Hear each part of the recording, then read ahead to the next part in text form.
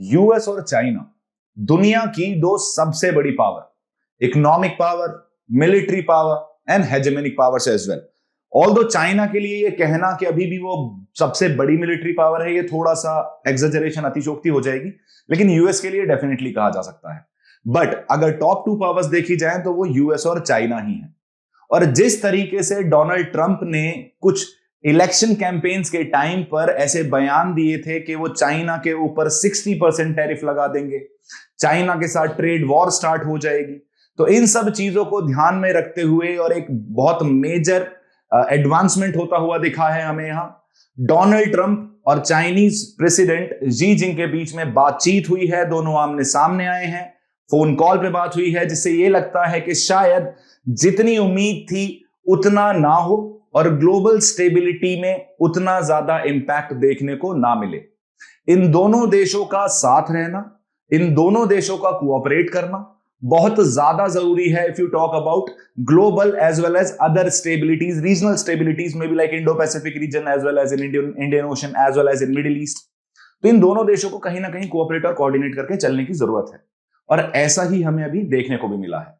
आज हम इस वीडियो के अंदर डिस्कस करने वाले हैं कि जो ट्रंप की फर्स्ट कन्वर्सेशन हुई है उनके counter part, Chinese counter part Xi Jinping से, वो किस तरीके से कुछ उम्मीद की किरणें दिखा रही है, किस तरीके से वो होप प्रोवाइड कर रही है कि आगे चल के शायद आपको जिस तरीके से, जिस लेवल पे आपको टसल की उम्मीद थी वो नहीं मिलेगी थैंकफुली, और वर्ल्ड ऑर्डर थोड़ा सा स्टेबल रह पाएगा। लेकिन this is all about a conversation. Realistically क्या होते हैं वो डिपेंड करता है सिचुएशंस पर, और ग्लोबल सिचुएशंस बहुत तेजी से चेंज होती हैं।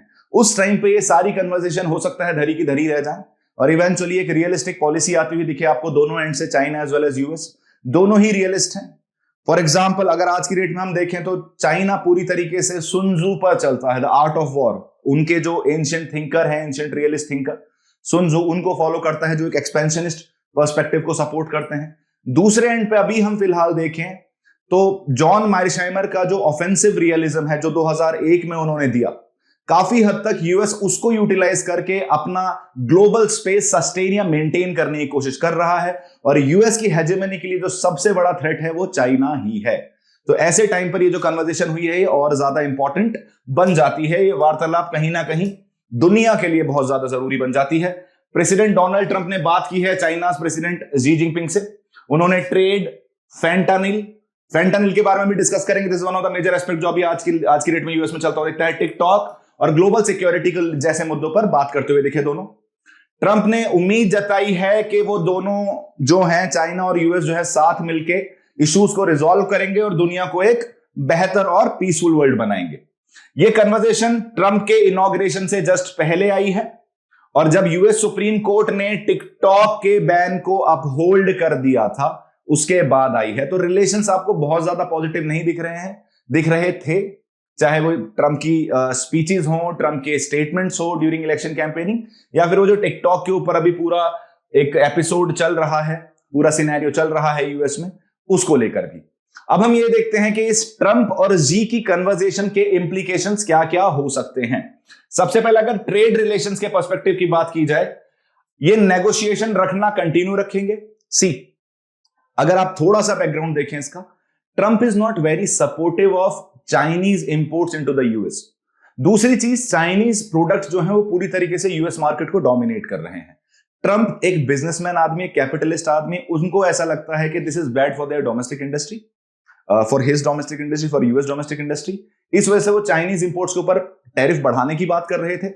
साथ के साथ चाइना का जो डोमिनेशन है डोमेस्टिक मार्केट के ऊपर यूएस का, उसको कम करने की कोशिश कर रहे थे। तो आगे चलकर आपको देखने को मिलेगा कि आगे भी ये ट्रेड जो को लेकर जो नेगोशिएशंस हैं वो कंटिन्यू होते हुए दिखेंगे। जितने भी ट्रेड इश्यूज हैं, जो ट्रंप हैं वो पुश कर रहे हैं कि स्ट्रक्चरल रिफॉर्म्स आने चाहिए, जिस तरीके से चाइना ट्रेड प्रैक्टिस करता है। जो चाइना की ट्रेड प्रैक्टिसेस हैं यूएस के अंदर, उसके अंदर कुछ बड़े बदलाव देखने को मिलेंगे, ऐसा ट्रंप का कहना है, ऐसा ट्रंप का मानना है।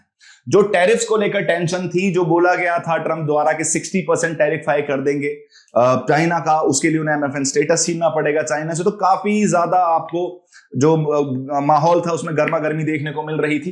इंटेलेक्चुअल प्रॉपर्टी को लेकर बहुत ज्यादा यूएस जो है वो कंफर्टेबल नहीं है चाइनीज पर्सपेक्टिव से, और जिस तरीके से मार्केट एक्सेस मिल रहा है चाइनीज प्रोडक्ट्स को यूएस के अंदर, जो मैं अभी थोड़ी देर पहले आपसे बता रहा था, वो भी एक मेजर इशू है फॉर ट्रंप, जिसके चक्कर में ये उम्मीद है कि ये इतनी जल्दी तो रिजॉल्व नहीं होने वाला, थोड़ा टाइम तो बेसिकली आपको सस्टेन करता हुआ दिखेगा, परसिस्ट करता हुआ दिखेगा। लेकिन यस, पहला कदम लिया गया है, एटलीस्ट बातचीत से शुरुआत की गई है, तो शायद कुछ पॉजिटिव आउटकम आपको होता हुआ या आता हुआ दिख जाए।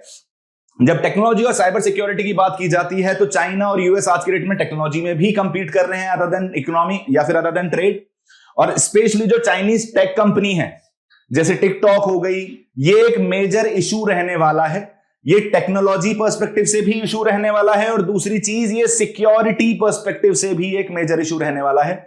यूएस आप कंटिन्यू करेगा चाइना की टेक्नोलॉजी को स्क्रूटनाइज कंटिन्यू रखना, स्पेशली अगर वो 5G और AI जैसी फील्ड्स की बात कर रहे हैं।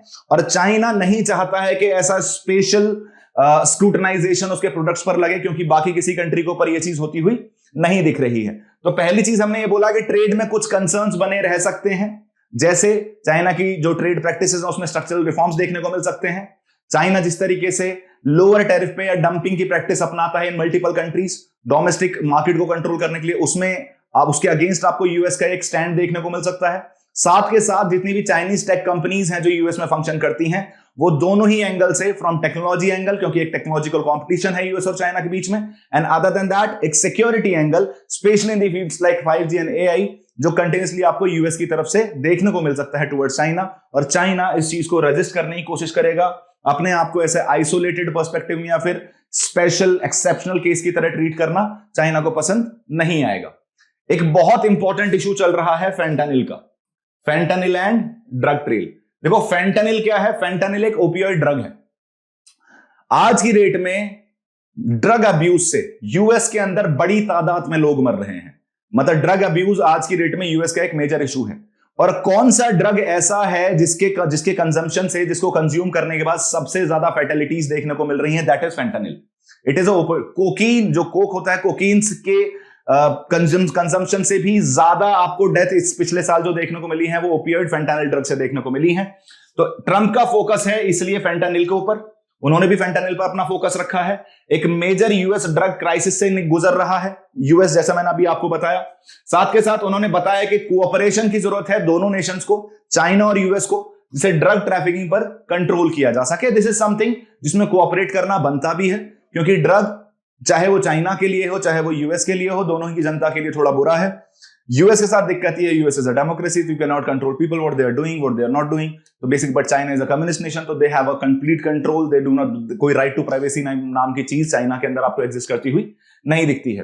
पब्लिक हेल्थ और लॉ एनफोर्समेंट में भी आपको दोनों कंट्रीज कोऑपरेट करती हुई दिख सकती हैं, और ये दोनों का म्यूचुअल इंटरेस्ट भी है। साथ के साथ ये जो फेंटानिल का प्रोडक्शन है, इसकी कटौती करने के लिए भी दोनों कंट्रीज ने बातचीत की है, और आगे चलकर इस पर ये काम करते हुए भी दिख सकते हैं। अगर इस बातचीत का जियोपॉलिटिकल इंप्लीकेशन देखा जाए तो जो रीजनल इश्यूज हैं जिनके ऊपर चाइना और यूएस मेजर टसल्स में देखने को मिलता है, जहां दोनों का, वन इज ताइवान के ऊपर, और जो साउथ चाइना सी वाला रीजन है, बेसिकली जो इंडो पैसिफिक स्ट्रेटेजी है यूएस की, कि किसी भी तरीके से चाइना को उस रीजन में डोमिनेट नहीं करने देना है, cause of its geo strategic and Jio political relevance and importance. ये कंटिन्यू होती हुई दिखेगी, इतनी जल्दी ये रिजॉल्व नहीं होने वाली है, तो ये आपको आगे भी परसिस्ट होती हुई दिखेगी, और ये स्ट्रेटेजिक राइवलरी जो है ये चलती हुई दिखेगी। लेकिन उम्मीद है कि स्ट्रेटेजिक राइवलरी के साथ साथ आपको कहीं ना कहीं इकोनॉमिक कोऑपरेशन भी देखने को मिल जाए।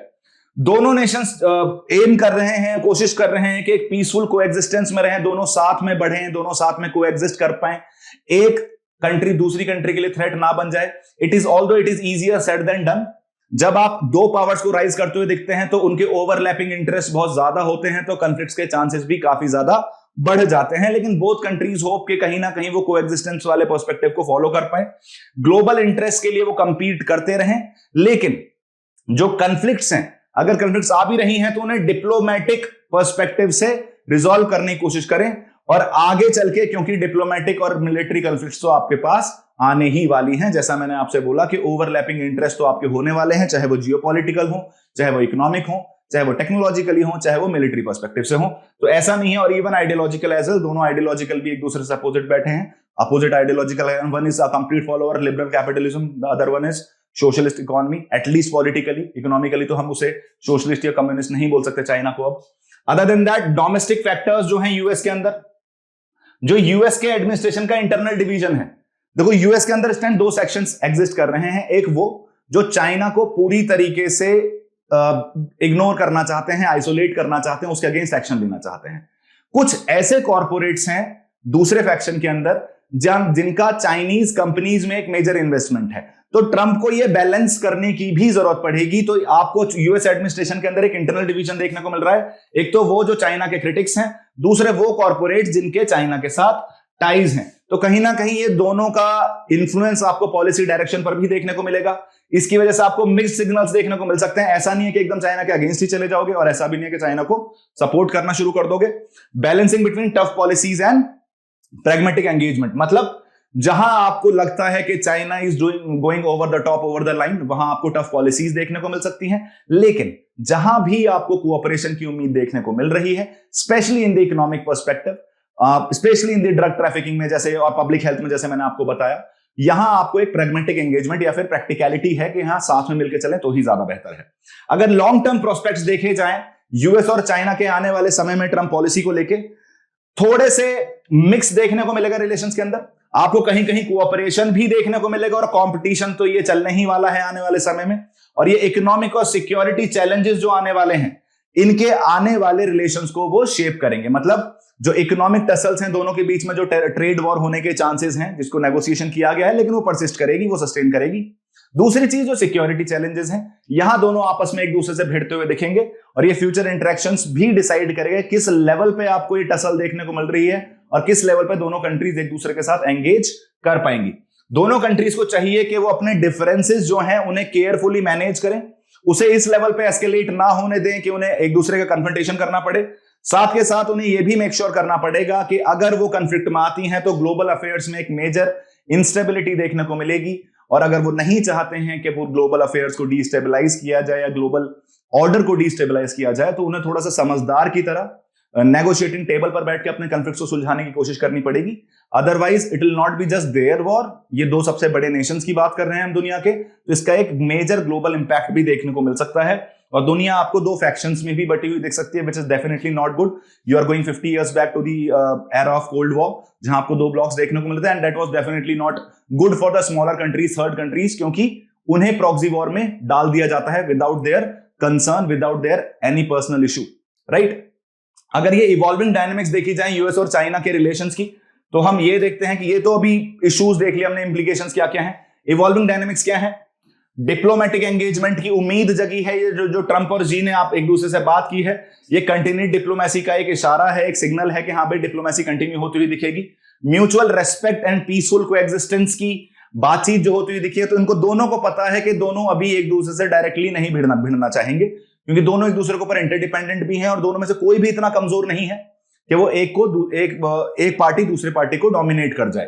तो पीसफुल कोएग्जिस्टेंस ही दोनों के म्यूचुअल इंटरेस्ट के अंदर है। चाहे टेंशन एग्जिस्ट भी कर रही हो, लेकिन हमें प्रैग्मेटिक एंगेजमेंट की तरफ लो चीजें बढ़ती हुई दिखेंगी, ऐसा इस कन्वर्सेशन से लग रहा है। अगर ट्रेड एंड इकोनॉमिक कंसर्न्स देखी जाए, जो टैरिफ जैसी कंसर्न्स हैं या जो स्पेसिफिक कंसर्न्स हैं जैसे टिकटॉक और फेंटानिल, ये दिखाता है कि ये ऑनगोइंग ट्रेड वॉर टेंशंस थोड़ी सी आगे बढ़ेंगे, लेकिन इनका भी रिजोल्यूशन किया जा सकता है, इनको भी रिजोल्व किया जा सकता है, क्योंकि हमें कोऑपरेट करते हुए दिखते हैं। Rather than fighting, they are trying to find the solutions, जो एक अच्छी खबर है, जो एक अच्छे डायरेक्शन पकड़ा है इन्होंने। Strategic competition versus cooperation. Strategic competition मतलब China is trying to rise as a world hegemony. तीन टाइप की पावर्स होती हैं, large power, medium power and smaller powers. Large powers for example US, वो स्टेटस को चाहेगा, वो चाहेगा कि डोमिनेंस उसी की बनी रहे। China is trying to be the another large power, जो भी अपनी world hegemony, global hegemony establish करना चाहता है, और उसको डायरेक्ट थ्रेट जो है, जो सबसे बड़ा कंपटीशन है, वो यूएस से है। तो ये स्ट्रेटेजिक कंपटीशन तो आपको चलता हुआ दिखेगा, लेकिन हमारे पास बहुत सारे ऐसे मैटर्स भी हैं, ऐसे फैक्टर्स भी हैं जहां आपको कोऑपरेशन होता हुआ दिख सकता है। ट्रंप के अपॉइंटमेंट में जितने भी, ट्रंप की जो पूरी आपको कैबिनेट देखने को मिल रही है, ट्रंप ने जिन जिन लोगों को अपॉइंट किया है, वो जनरली आपको एंटी चाइना देखने को मिलते हैं। लेकिन ट्रंप के अंदर कुछ एडमिनिस्ट्रेशन में कुछ ऐसे कॉर्पोरेट लीडर्स भी हैं जो प्रो चाइना है, जिनके साथ चाइना के बिजनेस टाइज हैं, तो जिसकी वजह से आपको इस कंपटीशन और इकोनॉमिक कोऑपरेशन में एक बैलेंस देखने को मिल सकता है, जैसा मैंने आपको पहले बताया था। साथ के साथ ग्लोबल पीस एंड स्टेबिलिटी, दोनों ही वर्ल्ड को एक बेटर और पीसफुल प्लेस बनाने की कोशिश करेंगे। जितने भी आपको कॉमन इंटरेस्ट हैं, चाहे वो ग्लोबल सिक्योरिटी और स्टेबिलिटी का हो, वहां वो कोऑपरेट करते हुए दिख सकते हैं। स्पेशली नॉर्थ कोरिया और क्लाइमेट चेंज जैसी जो चीजें हैं, वहां दोनों कंट्रीज आपको एक साथ आते हुए सेम प्लेटफॉर्म पे एक जैसी बातें करती हुई दिख सकती हैं। अगर स्ट्रेटेजिक एम्बिग्विटी की बात की जाए, अभी भी पूरी तरीके से चीजें क्लियर नहीं है, क्योंकि जी जिनपिंग अभी भी पूरी तरीके से क्लियर नहीं है कि ट्रंप आने वाले समय में क्या करेंगे। और ट्रंप थोड़े से आपको देखने को भी मिलता है इतने ज्यादा प्रेडिक्टेबल है नहीं, अनप्रेडिक्टेबल पर्सनैलिटी है, थोड़ी सी रियलिस्टिक पर्सनैलिटी है from the international point of view. जी ने उनके इनॉग्रेशन में जाने से मना कर दिया है, वो नहीं जा रहे हैं। उनकी जगह उनके वाइस प्रेसिडेंट, उन्होंने अपने खुद जाने की जगह अपने वाइस प्रेसिडेंट हान जेंग को भेज दिया है। और इससे यह भी पता चलता है कि थोड़ा सा कॉशियस अप्रोच अपना रहा है चाइना, क्योंकि उन्हें अभी अनसर्टेनिटीज दिख रही हैं यूएस की पॉलिसीज के अंदर, जो ट्रंप के अंदर आती हुई दिखेंगी या ट्रंप एडमिनिस्ट्रेशन कंटिन्यू करती हुई दिखेगी। ये वही सारे चैलेंजेस हैं जो मैंने अभी आपको बताया, उनको एक बार हम कंक्लूडिंग पर्सपेक्टिव से देख लेते हैं। ट्रेड एंड इकोनॉमिक टेंशंस, जैसा मैंने अभी आपको बताया, टेक्नोलॉजिकल राइवलरी हम ऑलरेडी डिस्कस कर चुके हैं। जियोपॉलिटिकल टेंशंस जो हो सकता है, लेकिन आपको एक स्ट्रेटेजिक कॉम्पिटिशन मिलेगा, लेकिन कोऑपरेशन के चांसेस भी मिलेंगे। डिप्लोमेटिक अनसर्टेनिटी, जो अभी भी आपको पता है कि आने वाले ट्रंप किस तरीके की पॉलिसी अपनाएगी, किस तरीके से चाइना को टैकल करने की कोशिश करेगी, वो भी अभी चीजें अनसर्टेन देखने को मिल रही हैं। और ग्लोबल गवर्नेंस कॉन्फ्लिक्ट्स, स्पेशली जैसे क्लाइमेट चेंज है, इंटरनेशनल सिक्योरिटी है। Climate change is a global concern, वहां कोऑपरेट करने की जरूरत है, लेकिन थोड़ा सा डिफरेंसेस भी है दोनों के बीच में, जिसे हम कॉमन बट डिफरेंशिएटेड रिस्पांसिबिलिटीज बोलते हैं। और दूसरी चीज ये भी है कि जब आप हर चीज अपनी चाइना से बनवाओगे तो आपका कार्बन एमिशन तो अपने आप बढ़ेगा ही। यूएस ने पूरी तरीके से अपना मैन्युफैक्चरिंग जो है वो कहां एस्टेब्लिश कर दिया था, चाइना के अंदर। और China specially in the past few years, in the past 50 years, उस काफी तेजी से एक कार्बन एमिटर की तरह राइज किया है। लेकिन उसमें से मेजोरिटी ऑफ द चीजें जो बना रहा है वो रेस्ट ऑफ द वर्ल्ड के लिए बना रहा है। Almost 30%, 1/3 of the total manufacturing capacity of the world आज भी चाइना के अंदर एग्जिस्ट करती हुई आपको दिखती है। तो कोऑपरेटिव एफर्ट्स भी हैं, क्योंकि एक दूसरे के ऊपर इंटरडिपेंडेंस है, लेकिन स्ट्रेटेजिक कंपटीशन भी है। दिस वाज अ वीडियो जिससे हमें उम्मीद लग सकती है कि भाई आने वाले समय में आगे जो होने वाला है इंडिया, यूएस और चाइना के बीच में, वो किस तरीके से आपको आगे बढ़ता हुआ दिखेगा, किस तरीके से वो कोऑपरेट करते हुए दिखेंगे, कौन कौन से ऐसे सेक्शंस हैं जहां आपको स्ट्रेटेजिक कंपटीशन दिखेगा। ये कहीं ना कहीं हमने सारी चीजें जो बोली हैं वो आपको कंक्लूजन में देखने को मिल जा रही हैं। इस पूरे वीडियो में जितनी भी मैंने आपको इंफॉर्मेशन प्रोवाइड की है, उसको यूटिलाइज करते हुए आपके सामने ये क्वेश्चन है, a mains practice question. Please try to answer it. Evaluate the impact of the first official conversation between US President-elect Donald Trump and Chinese President Xi Jinping on key dimensions of bilateral relations, including trade, security, diplomacy, and global governance. Right? 250 words में please try to answer it. UPSC is a dynamic preparation. अगर आप अपने preparation को dynamic नहीं रहेंगे तो कहीं ना कहीं आप लाइन में पीछे छूट जाएंगे। And for to your surprise, almost 70% of the people fail in UPSC just because they do not practice answer writing. तो आंसर राइटिंग पे भी आपको फोकस करने की जरूरत है। That was all from my end. मिलता हूं आपको एक नए वीडियो और एक इंटरेस्टिंग टॉपिक के साथ। Thank you so much guys, have a good day and subscribe to our YouTube channel that is Chahal academy.